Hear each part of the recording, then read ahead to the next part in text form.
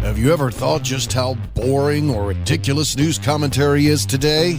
Welcome to the RealJax podcast with Jim and Larry.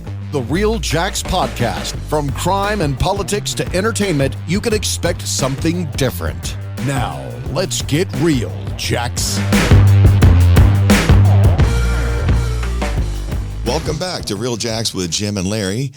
Today's guest is Steve Srozinski. If you don't know Steve, you're going to be glad you do. Yeah, that's right, though. You're going to be glad you do after this episode. So it's kind of a two-part episode. We're going to talk about an amazing collection that Steve has amassed, and thank goodness Steve has done this, because he is he is the most prolific collector of police memorabilia of anybody in the area. But I'm going to do a little bio on Steve. So he was born and raised in Duluth, Minnesota.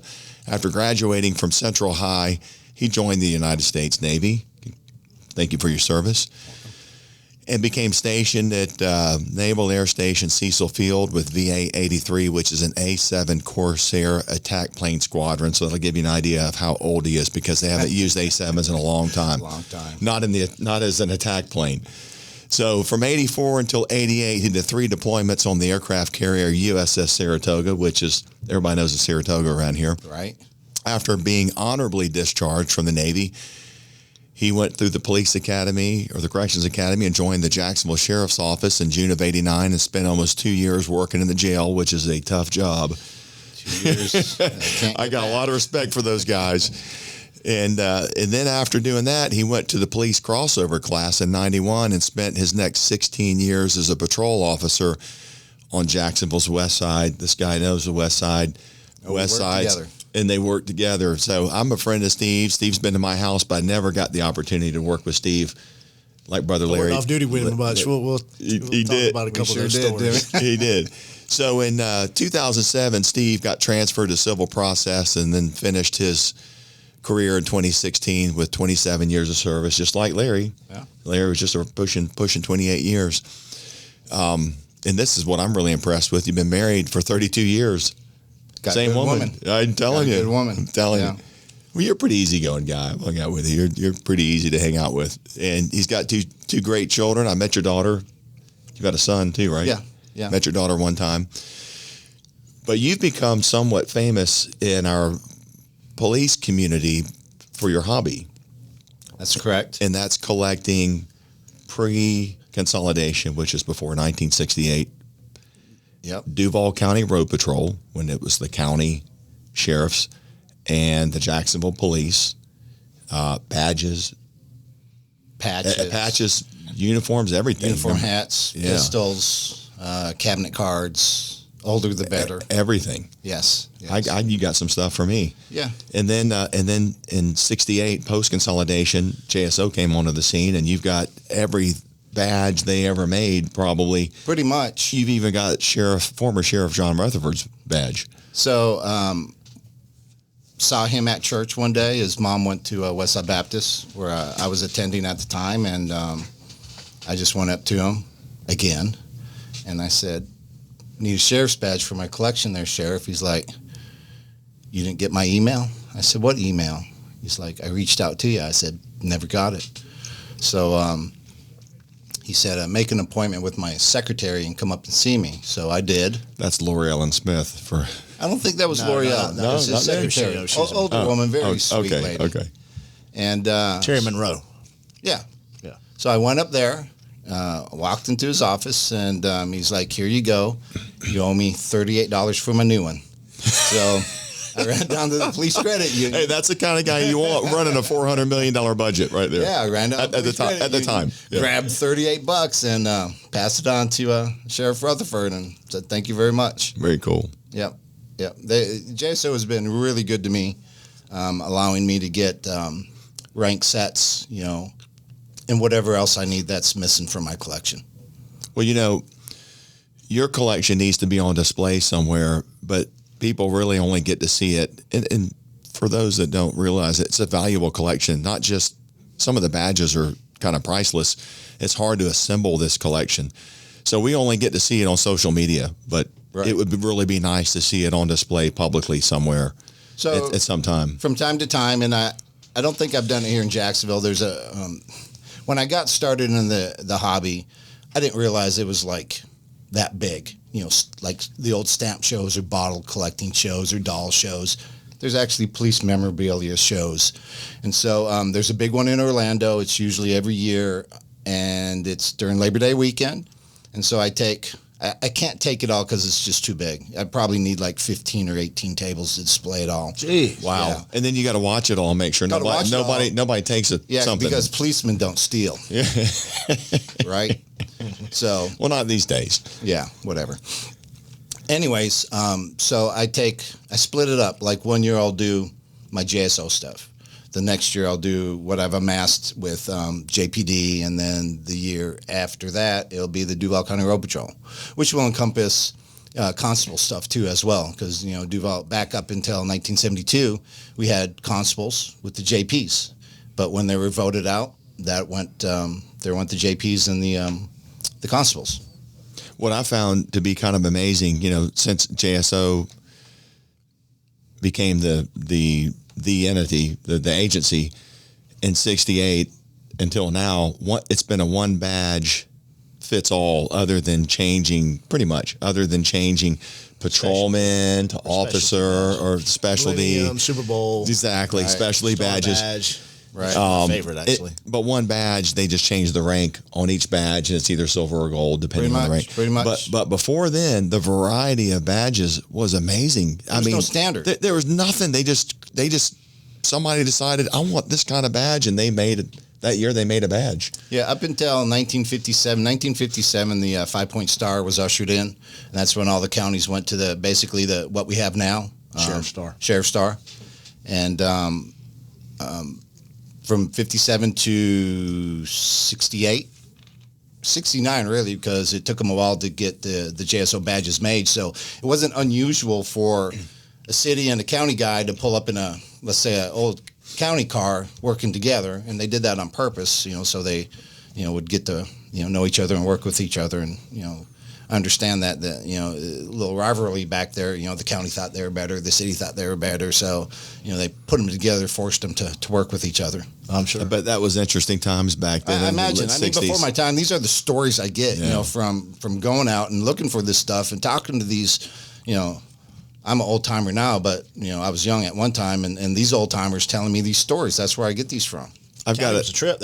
You had to be 6 foot or better to be hired. Like, I'm 5'11". I wouldn't have got hired. That's interesting Not with the standards. county, Imagine not hiring this guy just because he's an inch shorter, right? Or you, right?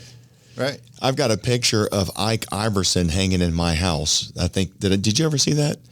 Sitting on a JPD motor, yes, an electric glide, yes, and in the background you can see. So he's in JPD uniform, and he's not road patrol. He's JPD on a motor, and in the background you can see it might have been like a Nimnik or something billboard that says new for 68. Yeah. So they were putting the billboards out. So it's pre-consolidation, and this picture is as big as this, but it's turned sideways. Mm-hmm.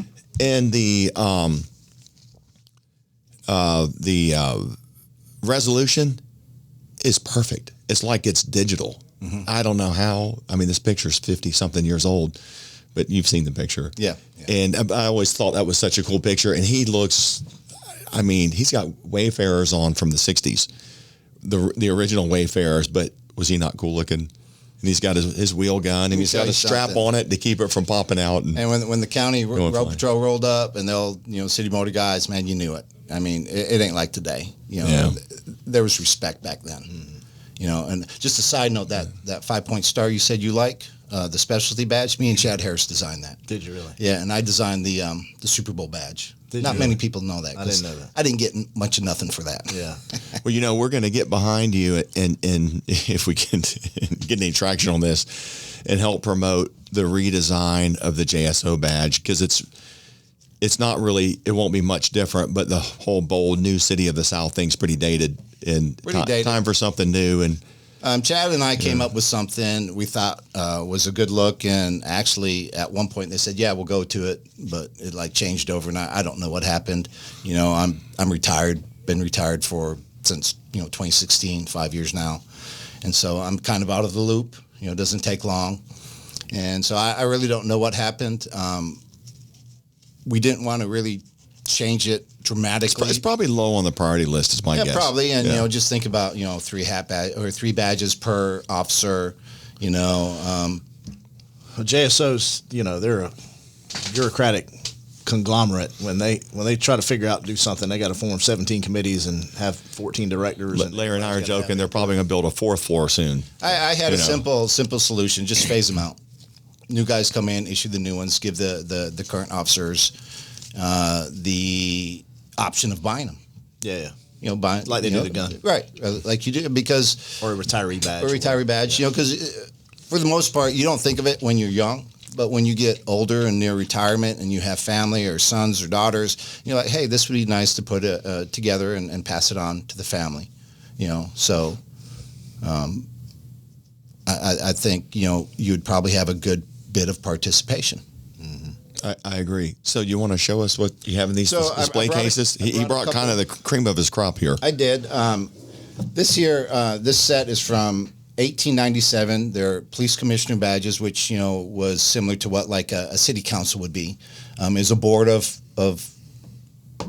business leaders who were appointed to the council, police commissioners, and I'm assuming that they allocated money for the police department.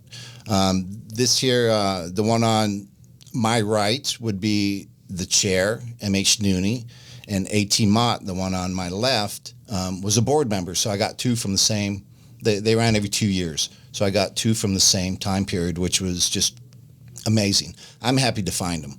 One cost me quite a bit, and the other one cost me only $25. Was a steal. Are these like the Holy Grail of badges? Oh, these are some of the Holy Grail. And Nooney and Mott are pretty well known names from back in the day because I follow you. They are. I follow just from following him. I didn't either until I followed him. Found out how important those people were in the development of the police department, Jacksonville Police Department. Oh yeah, M.H. Nooney was also a city councilman, and he had. I want to say his grandson was on the Civil Service Board years ago. Oh, very nice. Yeah. And then this one here, this is just a real cool story.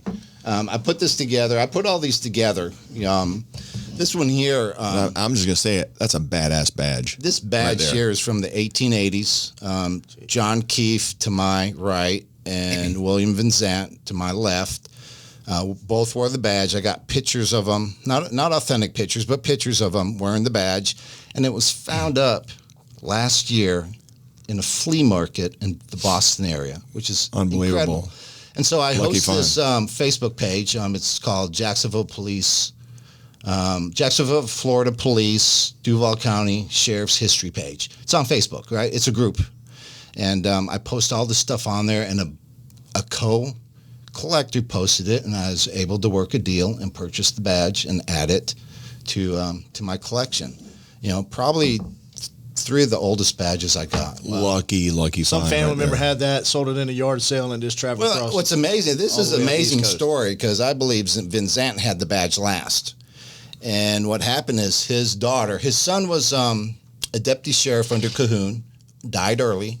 His daughter married a gambler, burned through all their money. She died in the Murray Hill area, penniless, in a boarding home. And who knows? I thought the stuff was I remember lost. that story. Yeah. You posted that story. Yeah, I did. And so just scattered. Tell us a story about Sheriff Carson's pistol that ended up being inherited by, was it his nephew or the son? It was his nephew. And it ended up in a pawn shop. In a pawn shop. The guy was sheriff from 57 to 88? Yeah. So upon Carson 58 to 88 or something, and this is a pretty rare piece that ends up in a pawn shop. in 58 for sure. Yeah. Carson's nephew inherited the pistol. It was given to Carson at his retirement from the police council. And I got wind that a guy on Blandy Boulevard pawn shop had purchased it from Steve's pawn shop in Middleburg, which no longer exists. And so I called the guy and said, hey, this is what I do. I'm a collector, blah, blah, blah. So we worked a deal. And so when I went to pick up the gun, he said, here's the story. The nephew pawned the gun out there at Steve's pawn shop in Middleburg for a down payment on a hovercraft. And I'm like, Is that believable or not? I don't know. So Pretty far-fetched. It must be real. far-fetched. So I see Who would come up with that? Right. I see Dale hovercraft? Jr. In the Blackstone building, the attorney. He's not really a junior, but I think everybody knows him as a junior. And I tell him the story, and he goes, "Yeah, that's about right." I'm like, "Okay, then. All right." So no. How fast can I get to the pawn shop from there? No interest in getting it back, so it's in my collection. Wow. And it's a great addition. It was hand engraved. It's gold plated. Wow. It's very nice. Yeah. Is that pearl handles? It seems No, or something. no. It's But cheap handles because the velvet has bled into one of them. I just remember it's very decorative looking. Yeah. Now the Colt that I got from Rex Sweat is pearl handles. Another big name. Yeah. It dropped on the floor at some point before I got it and put a chip in the handle. But still, it's incredible. You can find newspaper clippings with The chip in it? the information where he carried it. Gotcha. Yeah. He was prior to Carson, right? He's the one that had. There was a little bit of. No. So 33 to 57, it was Rex Sweat. He got beat out by the businessman Al Cahill. Al Cahill was friends. Another big name. With a. It's very political back then. Yeah. He was involved with a guy who was into gambling and prostitution houses, and so in November of 57, the governor said, "You're out," and put Carson in. You some of the things you just mentioned, we could do a whole nother, and we may talk to Larry. We may do a whole nother episode about just the history of what you're talking about and how things were back in those days. Way different. Bagmen, Corruption, money. right? Yes. Corruption was rampant. Oh, yes. But it wasn't just Jacksonville. It was everywhere because police had power. Right. And a lot of people think police are still like that, but it's almost impossible because the scrutiny is so intense, not only from the media, but from the agency's CYA. You know what I mean? Standpoint. They don't want, no agency wants a black eye. Jacksonville Sheriff's Office does not want an officer putting them on the national news. So any bad apples, they pretty much weed them out pretty fast. Pretty quick. And people, the citizens, a lot of, the general public doesn't realize that. A lot of people do, but a lot of people don't. But I want to move on to a whole other part of your life and your career. And Larry, being a career police officer, want him to talk to you mostly about this. And this was this 16 or 15? 15, May 2015. So right before I went back to Zone 4. So I remember you had, and people see this, then obviously the furor on social media and the news and media and everything with police shootings, but they don't realize what goes into that and how, it unfolds in milliseconds and the effect that it has on officers. Because no officer, I don't care what people say, I've never talked to a single officer that's trigger happy that wants to go out here and shoot people. And sometimes you're just forced into that. And I remember talking to him, and we talked after that. And me and Steve known each other a long time. We worked off duty together. A lot of the bars, Mavericks downtown, we worked together for a long time. And there's a lot of 10-foot tall and bulletproof people down there. And really you just want to have a good night and get paid at the end of the night and escort everybody out. But the liquor gets in them, they tend to act a little differently. 10 feet tall. I remember one night, Steve, this guy, a lot of times you'll touch a guy and say, "Hey, look, it's time to get moving," because they don't want to leave. They're drunk. They just want to hang out and talk to girls, whatever they're doing. Hey, it's time to go. It's after 2 a.m. Y'all get down the steps. Don't touch me. Escalator. Yeah, don't touch me. All right. And none of us cared. If they're calling us everything but a child of God, none of us care as long as they're moving.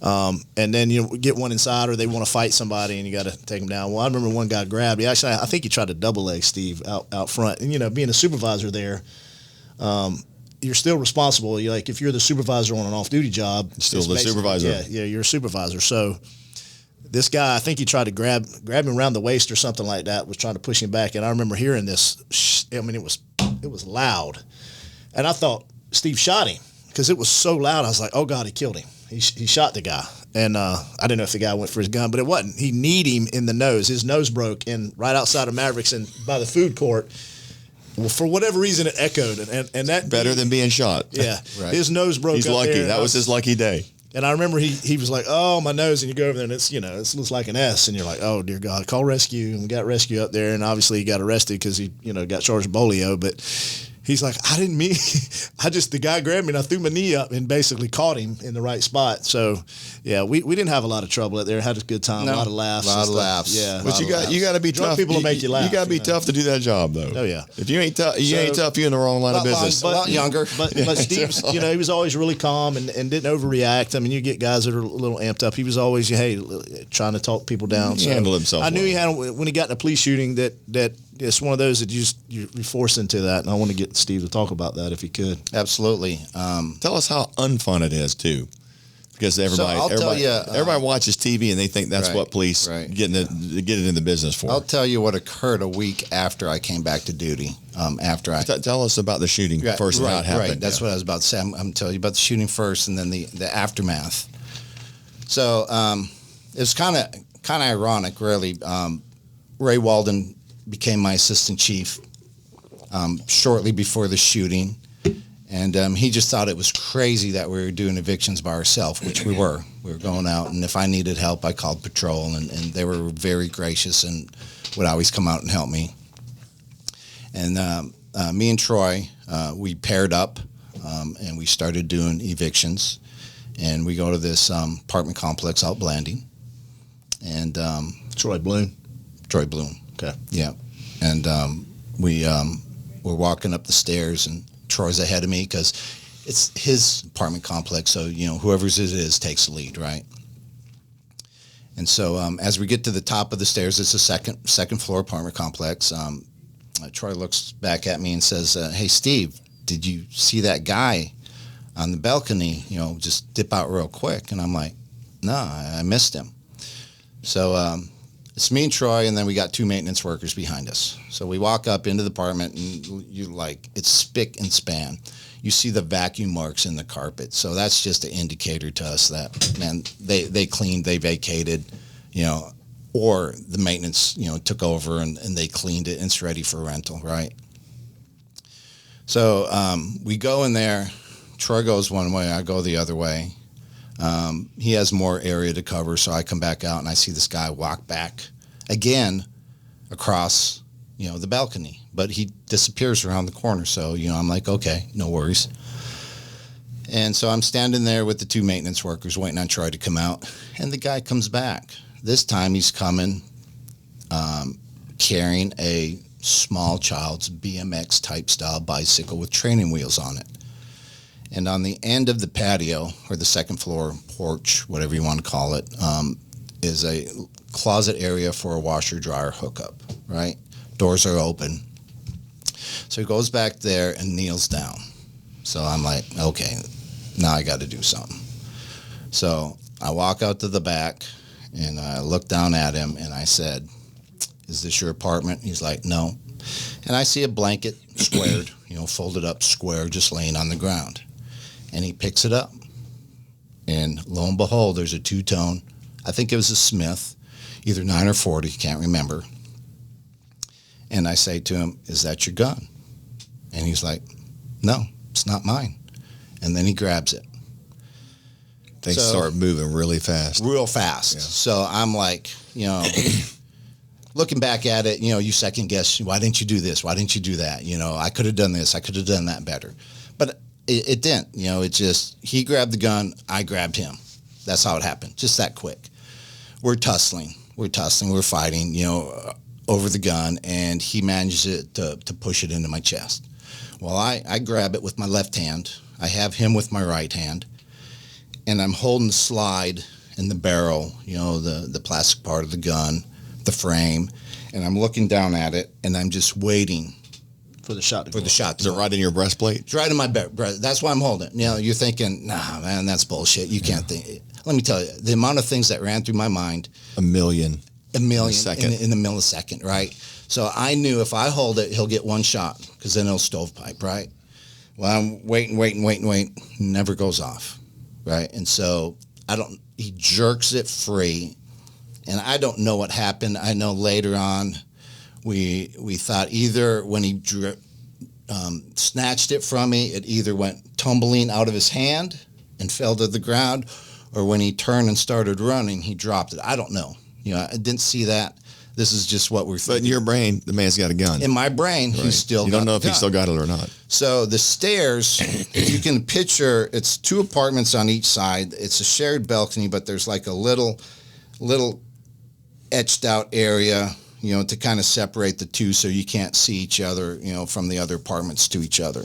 And the stairs go straight down the middle, right? So if you can visualize that, he takes off and he takes off running. So I'm there on the one side. Troy comes out and he stands on the top of the stairs, which I really didn't see initially. And so he runs downstairs, and if he ran straight, he's gone. If he turned left, he's gone. But what he did is what I call is like a button hook in football. You run and you just turn, right? So as soon as he turned, I'm thinking, this guy's getting ready to shoot again. So I shoot twice, right? Guy starts running. So he'd be in front of me running, but I'm second level, right? He's running. I shoot twice. He takes his left and runs across me, right? He's running from my left to my right, going towards the street. Troy double taps, shoots twice at him, right? I shoot 2 more times at him, and then he falls down, right? So I walk down the stairs. Troy stays up top. When I get to the bottom, I see a magazine sitting at the bottom of the stairs. I bend the corner. Guy's laying on the ground. There's a white guy walking up, and I said, "Stay back," right? The guy says something like, "I'm a corpsman in the Navy and like a EMT for Clay County Reserve," something like that, right? And so I said, "See what you can do for him," right? Well, needless to say, guy. By the time the guy, checks his pulse and all that, find out that he's passed. Of course, you start making the notifications, and it's kind of it was weird. I must have either in the tussle the channel changed, or I forgot had it on somewhere else because we were zone citywide, right? And I ended up on zone 3 saying, "HQ, signal 18, send me everybody," right? Shots pretty fired much. off. Yeah. One hit. So you end up on zone 3. Zone 3. Well, there was one of our coworkers, civil process guy, heard me, called downtown. Dispatch says, "Hey, you're on zone 3." So I said, "Okay, 1080." So I go back to zone 4 and do the same thing. Now, keep in mind, this is 6 weeks after the 6 policemen were indicted up in Baltimore. So things are hot in the media. Things are hot in the media. Yeah. And I'm like, oh my gosh. And Troy's like, "Steve, it's okay. Steve, it's okay." I said, "Troy," I said, "2 white guys just shot a black guy. It's not okay." He's like, "Oh my gosh, you're right." And so that's when all the troops start coming, and, you start hearing further pieces of the story that you didn't see. Right. As a policeman, turns out, there was drugs underneath the blanket. There was, the gun was found on the balcony. It had slid into a corner. I didn't see this at all. Tunnel vision, auditory exclusion. You hear all that. That's so real. That's so real. And one of the maintenance men is a male, female. The male slipped out and just stood in the corner and watched this whole thing go down.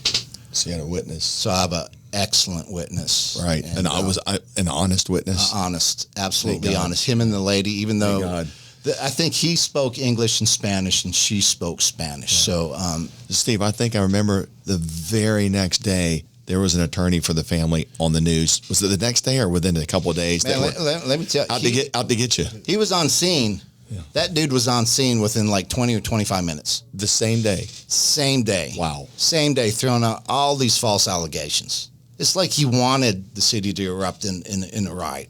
I don't know what his goal was, but saying all these false things, and, you see how Tom Hackney displayed a gun. That was because of a statement he had made. Tom Hackney, "No, here's the gun," right?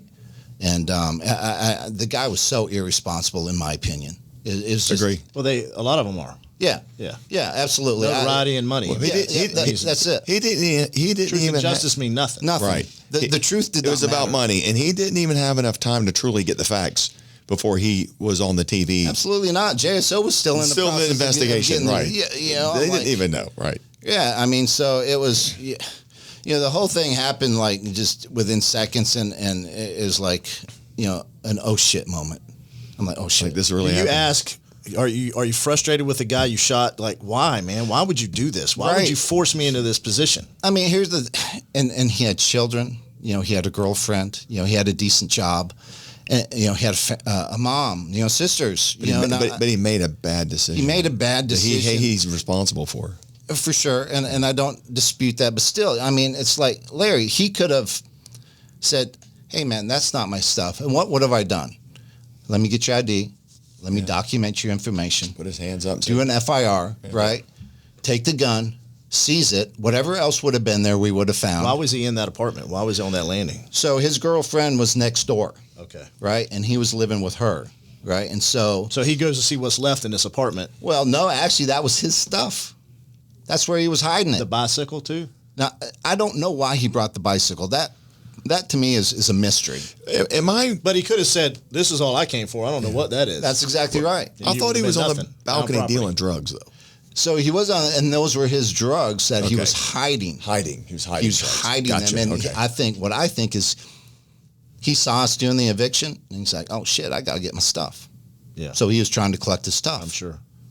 That's just, that's my speculation. But He had no mental illnesses that you know of, or nope, and they did, what kind of drugs was it? It's just marijuana, simple marijuana. And what's funny is, during the autopsy, they found another bullet in him from whenever that had healed over. Jeez. Right? So you've been living a rough life. Yeah. A bad life. But this is the guy that couldn't sign a check or nothing. And there's no possible way he could have pushed that gun in my chest because his hands don't have the I'm like, I was there. I lived it. I saw it. Yeah. It happened. And the investigation is very, very. Oh man, we were off for a week, man. Let me tell you something, man. Everybody says things about police investigating themselves. And I'll tell you, our cold case team, our homicide is one of the best in the country, in my opinion. And obviously, I'm biased, but the number of homicides is not in their control. But their investigation of homicide and the cold case guys, and one of my good friends, Mark Musters, the sergeant, soon to be lieutenant. Those guys do an incredible job. Now, I'm not opposed to somebody else investigating it. If FDLE, but here's the thing: is FDLE just basically looks at if it's criminal or not. They're not looking at the policy, but JSO's cold case does an extensive. And we used to, as lieutenants, do the investigation if there was a miss. Now, cold case does them. So I've actually done a full investigation with officers that shot at somebody and missed, just like they would do one if you actually hit somebody. Mm-hmm. So they changed it, and cold case goes out in either case. Yep. So I know what he, the stuff that he goes through, and obviously the union, and then proffering a statement and doing all that kind of stuff. And then just going through the agency, it's daunting. And you were technically charged with homicide at that time. But there was a sergeant over the cold case who had, during our in-service training, came out and said, "Look, guys, when I'm coming out there, I'm not out there to find innocence in you, to find you innocent in doing." He goes, "I'm there to investigate and report the crime." Nothing but the facts. What people don't realize is that an officer gets charged with homicide when they have to shoot somebody, and whether you're right or wrong, and you know in your mind, they do an investigation just like they would. It's a homicide investigation. It's not a charge, right? It's okay. Homicide investigation. Thanks for correcting me on that. But it's a homicide investigation. Absolutely. But in your mind, you're thinking this could go really wrong here, and I could end up in jail. The stress stress. Yeah. I haven't had the dreams, or I got a call 6:00 that evening, right, from JSO, and they said, "Relax, take it easy, don't." Looks good. Yeah, looks good, but we still got a long ways to go. So put me a little bit at ease, but it is worrisome. It would be more worrisome today than it was, 6 years ago. Oh yeah. I would never do the job now. It just ain't worth it. I did it as a reserve, and I wouldn't Volunteer, do it now. and Never. I wouldn't risk my life, my daily livelihood. Oh, that's what I'm saying. Do that you're risking your everything. Everything. You could be sued and your company be taken. I could wipe my life. So out. what you don't know is I reached out to Jim because I knew Jim prior to my shooting, and I had my alarm system deactivated at the time. And I said, man, I need help, man. I need my alarm system hooked up right away. You know, I'm in deep duty. And he jumped right on it and helped me out. So Start thinking about your family. you do. And so the story gets better, guys. The story gets better. So we're out a week. We're allowed to come back like a week later to the day. And that evening, you know, my kids were big into soccer, so I'm at a soccer practice with my son. And I forget the officer's name, but somebody I'm friends with apparently, because they had my phone number and sent me a link to Facebook where some guy created a page and basically said, you know, what's funny is, you know, I go back to work, right? Just to make it a little bit more clear. And they moved me from the West Side for obvious reasons. And they said, where would you like to go? I said, okay, let me go to Arlington. And so I started serving process over in Arlington, and I go to apartment complex right there on University, just by the Hart Bridge Expressway. First guy I try to serve an injunction isn't there, so I leave a card. Well, he's decent enough. He calls me. So I go back, I serve him, right? It's a injunction from out of Clay County. You know, obviously Clay County can't come in and serve them, so we do it for them and vice versa. And, you know, all counties in Florida are the same. And so that evening, this guy, friend of, you know, the person, you know, who Troy and I shot and killed, started a Facebook page and said, what is this guy doing back at work? You know, he's in, you know, civilian clothes. Now starts the hate. Witness intimidating, the haters guns come out. blazing, you know, why is he? And so there's a whole feed of like 80-some posts, you know, and within, you know, of course, hate. You're reading all this. I'm reading all this stuff, and you're watching yourself on TV every night because it's the highlight of the news for a while. Right. And so not one clown on there knows Steve Srozinski. not one. So other than, But it makes for good viewership. yeah, other than the petitioner, well, it gets better. Yeah. So the only white guy in the lead must have been computer savvy, and is hard or as hard as we try to keep our information private, it's inevitable you can find it somewhere, right? And I've done all the things, signed all the paperwork, you know, my driver's license said JSO as an address, all that stuff, right? But this joker found my address. I don't know how, and he posted it in this Facebook lead. So now the hate comes.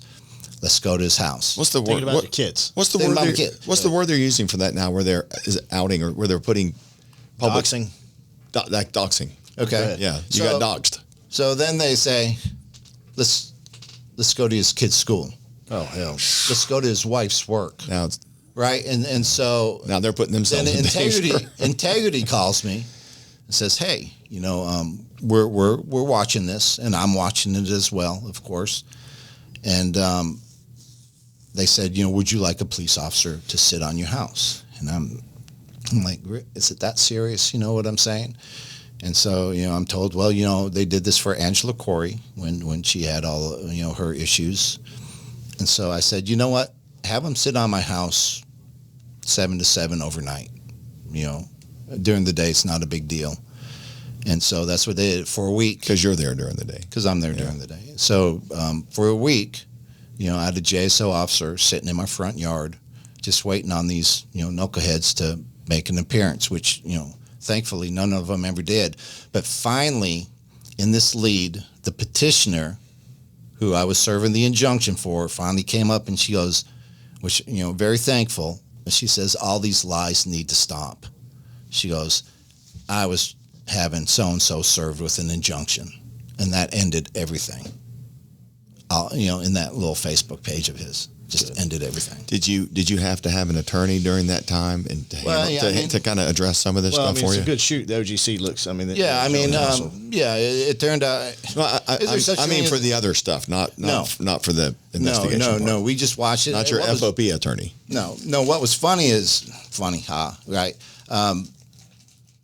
There used to be a law where if somebody posted a law enforcement's personal information, address, name, things like that, online, you could be arrested. Well, it was repealed at some point back then. I don't know if there's another one that's been revised and redone, but it was repealed. So basically, this guy could post anything he wants, and he just got away with it.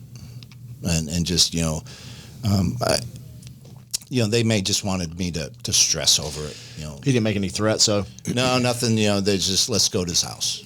Confront him. Which would have been a mistake. So you spent your whole career, and I even though I did it part time, you put that uniform on and you go out and you go, today could be the day where some stuff gets real. So this all happens right at the end of your career, and you had already dropped, and you were already I was on the way out to the last year of my drop. You were just almost. I remember it was in your last year. It seemed like. Yeah, I was almost to the last year. You almost made it. I almost made it. Almost made it. Almost made it. And then how long? You made it. You finished up. Yeah, I finished up. I didn't let it deter me. I mean, but how long did it take you to get back to normal, to feel normal? Like this is finally gone now. A couple of years, 2-3 years. I don't. I still think about it today. 6 years later. Yeah. I still think about it. It was more frequent, when it was newer, but I would say where it was daily for the first 4 years, now it's every 3-4 days, it comes up. And it's not just the event; it's the legal escapades and all the other things that follow that make that event so much more traumatic. I'm sure. Yeah, for sure. And the fact that you got to live with the fact that you took somebody's life. Yeah. Not an easy thing. No. If you're a decent person. Yeah. Right. No, I mean, if you just don't nailed give a it. shit about anything or anybody, Right. Yeah. then you're like, so what? But that's not me. Yeah. Yeah. Nor police. And then, think the whole qualified immunity nonsense that comes out, he's got to think about that, because if they find you're acting outside of law and or policy, he doesn't have the protection. So that umbrella that he's operating under, that we all operate under as police officers, is gone if they said, no, this was outside of policy and therefore, You're on your own. Yeah, you're on your own. Yeah. So he's got to have his own attorney. So he's got to worry about that. And once you're underneath policy and they say, hey, you acted within the scope of your authority, within the scope of law, and within the scope of your policy, you're covered, and then the general counsel for the city will then protect you. So qualified immunity, he's got a concern. Hey, did I do something? I'm sure leading up to the point that someone called him and said, it's okay, relax. When they look at it and the state attorney, because the state attorney comes and they look initially to see, is there anything here that would lead us to believe that this is a criminal investigation, or just a homicide investigation. So, in his case, and then that added up, and then over the time, and then this other clown post stuff that's just completely. Well, what a lot of people don't realize is you're a human being, and you're subject to error, and you could actually do something outside of policy because it's a split-second decision, but you didn't. But you didn't. But it could easily happen, and then your life's pretty much done at that point. And it doesn't. You could have 25, 30 years on, and in that millisecond of trying to decide, the problem with what he's talking about now is I think officers are going to start second guessing when they do have somebody at gunpoint, when they have to have them at gunpoint, and they're going to be running through their mind, am I within policy? But I've got to make sure this is right. And that millisecond's going to get him killed. Could get him killed. Very well could be. And that's, I told my son and my daughter as they were coming up, particularly, when they were getting close to the end of high school, I said, one policeman in the family is enough. Nowadays, So, my daughter, she's going a different direction and probably in the healthcare. And my son, he graduated recently with his mechanical engineering degree, and I'm very proud of him. Yeah, absolutely. Yeah, and I'm like, go make some good money, and be safe. And what's funny is, since I've retired, my son has said, Dad, you've gotten a lot nicer. And he goes, well, the stress is real, man. Doing that every day. Yeah, hypervigilence. Man, let me tell you, evictions. You think of evictions. Okay, evictions, man. That's It whatever. doesn't matter. I'm going to tell you a story in a second. Go ahead. So, running out of time, with the evictions, you're kicking people out of their houses and leaving their stuff inside because you know what? You took too long to get out. So weekly, I was in at least a verbal encounter, if not a physical encounter. people I tased more people. People when I get was really in pissed when you try to make civil them than they did in patrol. leave their house. Yeah, I'm I had one young lady digging for a pistol in the couch as I was wrestling with her roommate. Didn't know it until a couple hours later when they were dumping the couch. I said, "Hey, man, we found a pistol in there." I'm like, "Holy crap!" She was digging in the cushions. One of my smoke you and closest friends. Stolen gun out of Baker County. I'm not going to mention the name. Both of you guys know this guy. He was a SWAT guy for many years, but he was doing an eviction.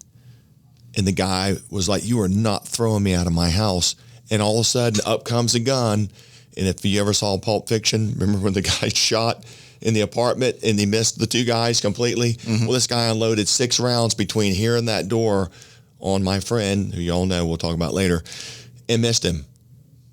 And then went between his legs, here, past his ears, this way, that way, and everything, because he was not getting thrown out of his house. And then his partner raised his shotgun and took care of, had to do what he had to do, but on an eviction. This guy was, "You were not throwing me out of my blankety blank house." And that's why Ray Walton had 2. I mean, he said it's so dangerous to do it by yourself, but, you know, you don't think about that stuff when you just go, you got a job to do. Common sense. Yeah, you know. Something lacking in administration sometimes. He actually, yeah. So he actually had common sense. Yeah. Ray's a good guy. Yeah. Saw him not too long ago. My old roommate. Guy. Oh, yeah? Yeah. Oh, yeah. I didn't know that. When I got divorced, he was my roommate. Yeah. Ray, you got to get rid of that beard, though, bro. Just saying. That's the I new like the retirement look. Grow one out here. Man, I really, I always had a lot of respect for you, and you've been by the house, and we had a couple beers together and talked, and you're always welcome to come by my house. And, I follow you religiously I'm not on social media much, but every time I get on, I always want to see what Steve's posted. Yeah, you just never know what I'm going to find when I find it. I have so much, though. It's it trickles in now. Which well, you've hoarded most of it, so hopefully. I mean, I find other stuff, and there's a couple other collectors within JSO, and I throw them a bone, from time to time, and so what good is it going to do me to have 10 of those? You know what I'm saying? Yeah. No. And they make good trade power if you got more than one. Yeah, for sure. Yeah. But just like a full-time job now that you're retired, or is this? No, so I've run through a number of jobs since I've retired. Yeah, so I was a bailiff for a little bit. Yeah. Then they started the civil process. Yeah, I did that for a little bit. Then I went to work for Paul Jones at FSCJ and did that for almost 2.5 years. Loved the job. They pay squat. Yeah, I mean their pay is just horrible. So then I went out to a county that had started a school police department, the inaugural school. We know who you're talking about. And I didn't mind it so much until me and the principal just didn't see eye to eye. It could be a whole nother hour story. Yeah, we can talk about that. Right. We could do that. And so but a guy coming out of Zone 4, West Side Patrol, going into a school, that may not be the right fit. Okay. I don't know, but so I ended up leaving the school. For a number of reasons, and now I'm at a hospital working. I'm the day shift supervisor over security down there, and there is no perfect job.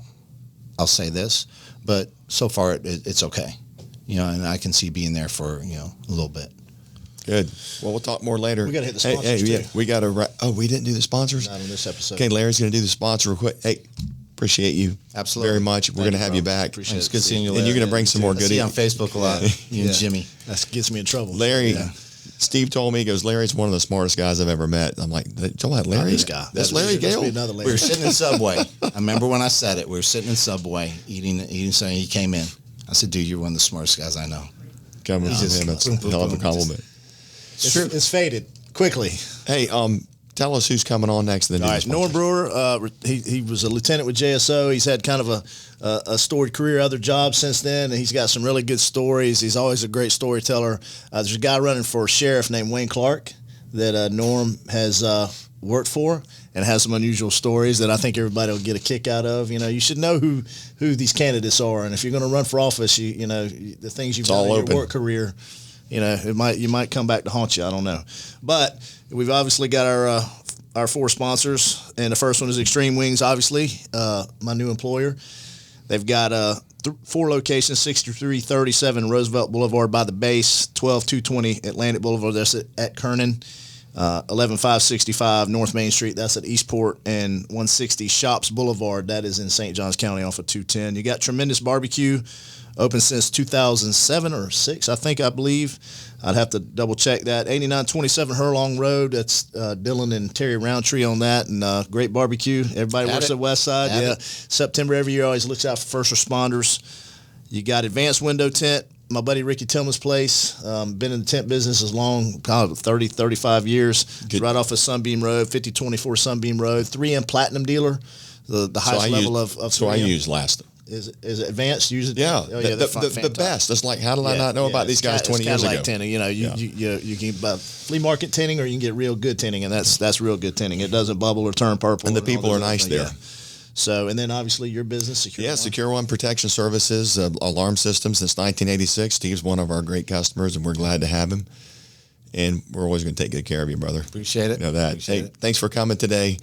That's it for episode 6. That episode. So we're starting to lose track now. It's the Steve Srozinski episode. That's the Steve. It'll be. Yeah. That was RealJax with Jim and Larry. Look forward to seeing you next time. Thanks for listening, and thanks for watching.